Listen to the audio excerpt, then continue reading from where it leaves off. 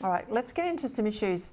We often talk about dams here, but also food, fibre, and how we're going to feed not just ourselves, but our region. Joining me now, Nationals leader David Littleproud.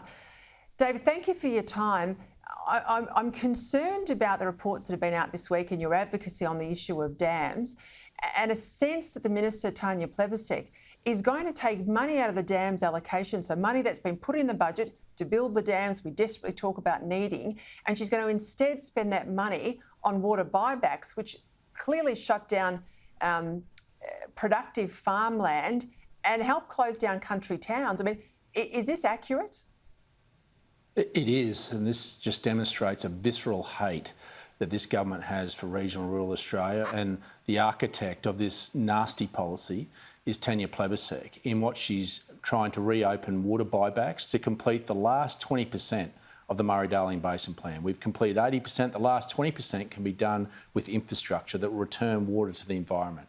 And so that means that we don't have to do water buybacks, which rips economies of small communities apart.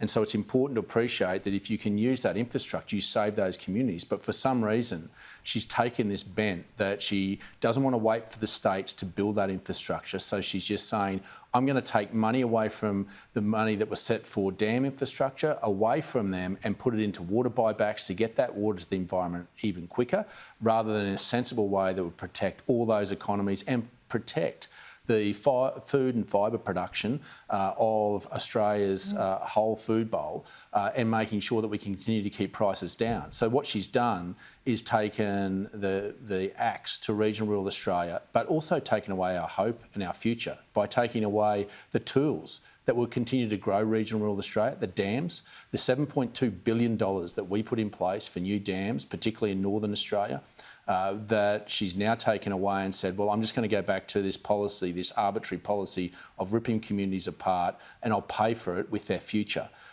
Who does that to fellow Australians? And I've got to say, the 30% of Australians that live outside a capital city are starting to feel like the forgotten Australians because of just this nasty policy. It is a nasty policy that will not shift the dial in terms of returning water to the environment, but shifting the dial in terms of trying to reduce the cost of your food, because if you don't give us the tools to do it, you'll have a less supply and your prices will go up.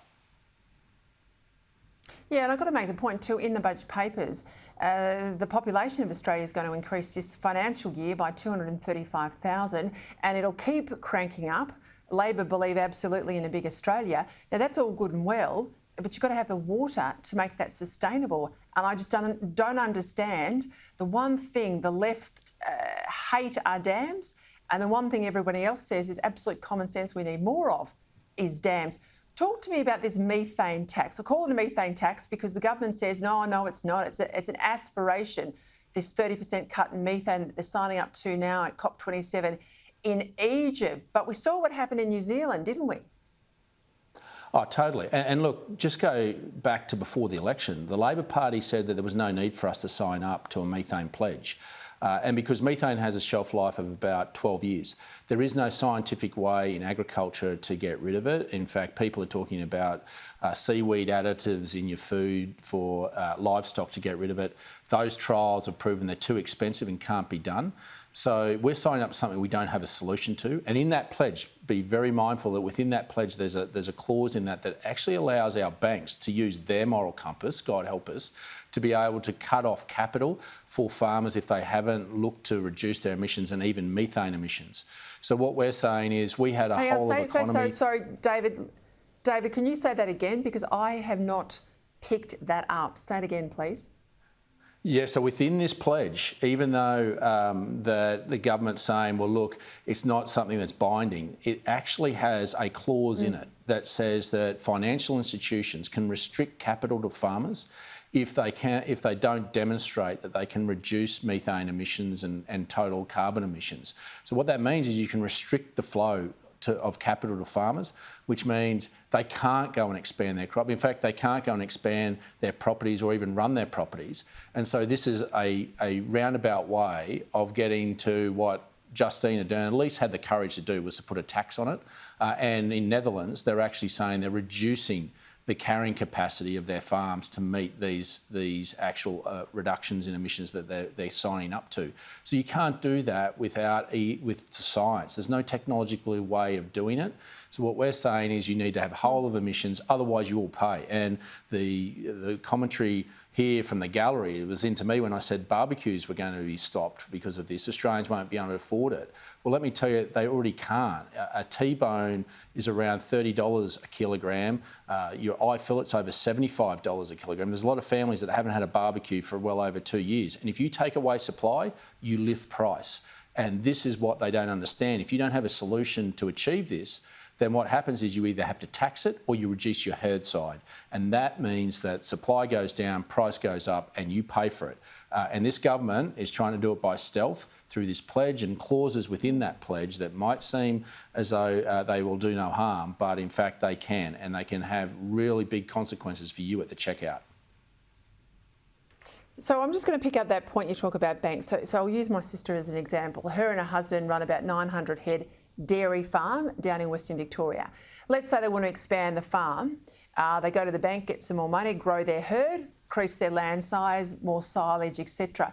But the bank manager says, well, look, you've got the financial equity to do that, but I haven't seen your carbon reduction plan. I haven't seen your methane reduction plan, and I can't see you cutting it by enough. We won't lend you the money to expand. Is that the sort of stuff you're talking about? This is the rabbit hole that we can go down, and this is the dangerous thing where banks are already asking farmers around what their environmental credentials are. Let me say, our farmers are the best stewards of their land. In fact, I tried to put an incentive in there for them to be rewarded for that, for their stewardship of their land, that it was market-driven, not paid by the Australian taxpayer. But what we do find ourselves in is we go down these rabbit holes is that invariably finances can be withheld if they're not living up to the standards in which morally the banks want to set. Now, I don't think banks should be in a position, whether that be in agriculture or particularly the resource sector, to be making moral decisions for this country. That's for governments, because governments can be elected or re-elected or kicked out. And this is where I think we're starting to go down a slippery slope, and that's why I think this government, while we've said we'd sign up to net zero by 2050, the way this government is doing is not how we would do it. We would do it by using technology and science, protecting our economy, keeping down the costs by making sure we did this in a calm, methodical way. We've got till 2050. We don't have to rush into this. We can be sensible. We've got sovereignty of ownership of all our resources, so we don't have to rush this. But the reckless pace, whether it be with methane, whether it be with renewables, that this government is putting pressure on, you're seeing at the checkout now. Got to leave it there, David Littleproud. We might agree to disagree on the 2050 stuff, but everything else, particularly that bank issue, I didn't pick that up, so thank you for that tonight.